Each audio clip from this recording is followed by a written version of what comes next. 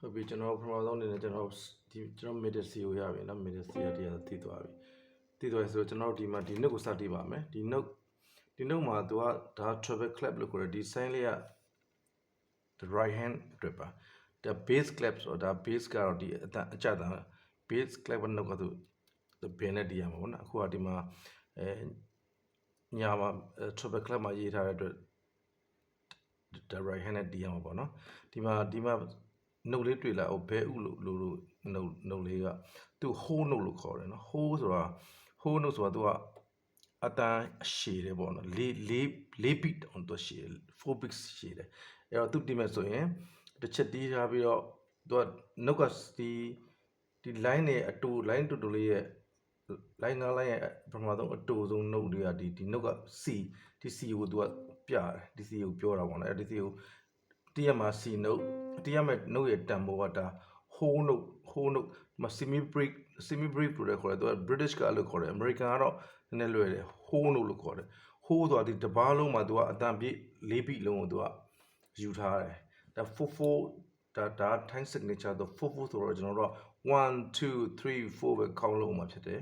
အဲ့တော့ဒီဟာကျွန်တော်ဒီ C ကို middle C ကိုဒီမယ် middle C ဖြစ်တယ်တန်ဖိုးက whole note ဖြစ်တဲ့အတွက် whole note ဆိုရင်ကျွန်တော်တို့ကတစ်ချက်ပဲတီးပြီးတော့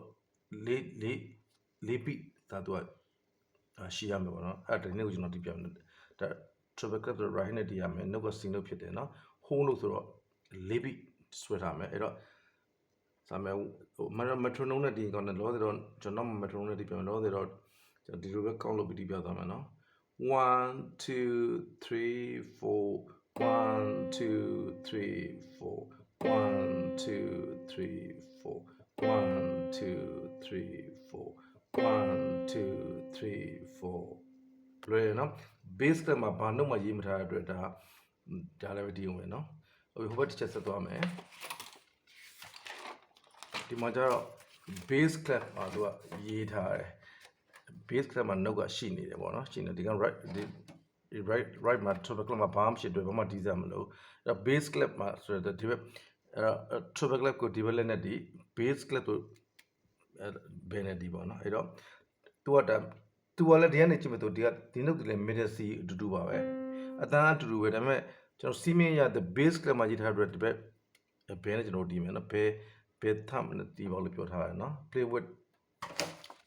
with left hand thumb နဲ့နော်အဲ့တော့ကျွန်တော်ကဒီလက်နဲ့ဒီမယ်နော်ဟုတ်ပြီဘယ်နဲ့ဒီမယ်သူ whole note ဖြစ်တဲ့အတွက် C ကဒီ C သူကလည်း C ပဲဖြစ်တယ်အဲ့တော့တီးကြည့်မယ်နော် whole note ဆိုတော့၄ beat တော့ဆွဲထားမယ်1 2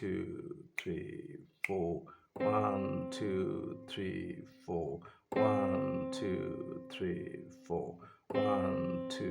3 4 1 2 3 4ဟုတ်ပြီနော်အဲ့ဒါ treble clef bass ကကျွန်တော်ဒီတက်သွားပြီ whole note ကိုနော်အဲ့တော့ဒီမှာကျွန်တော်ဒါလေးကို time signature လို့ခေါ်ပါတယ်4/4ဆိုရင်ဒါလေးချက်ခေါင်းမှာဖြစ်ပါတယ်နော်ဒါဆိုခုကျွန်တော်တို့ treble clef က C ရဲ့ bass က C ရဲ့ကျွန်တော်ဒီလိုပြီးသွားပါပြီနော်ကျေးဇူးပါ